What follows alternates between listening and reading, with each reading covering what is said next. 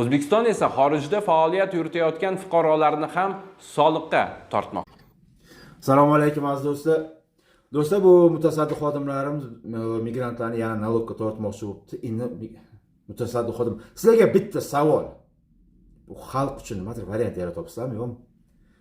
O'lib dokument qilibdi, ko'chada biron joyda ishlayman deb ishlayotgan joyidan, ko'chada yurgan joyidan boyagi odamlarni sudrab ketyapti отделениеga, dokument tekshirish uchun, nima bo'ladir, go'rdi bolalar qilib bahona topish uchun sudrab boribdi.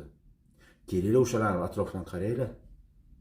Отделениеni men sudrab keldim, bu sani Rossiya Federatsiyasi nimasi bo'yicha dokument qilib ishlayapti bu odam. Hamma dokumentlari bor. Buni nima sudrab kelinglar, bir savol berish kelinglar, qiziqinglar, xalqqa yordam beringlar, ko'maklashinglar, variant yaratinglar, mana bu yoqqa normal ishlashimizga. Ana undan keyin nalog yo bir narsa deylar, yarashsin. Hozir yarashmayapti sizlar. To'g'risi.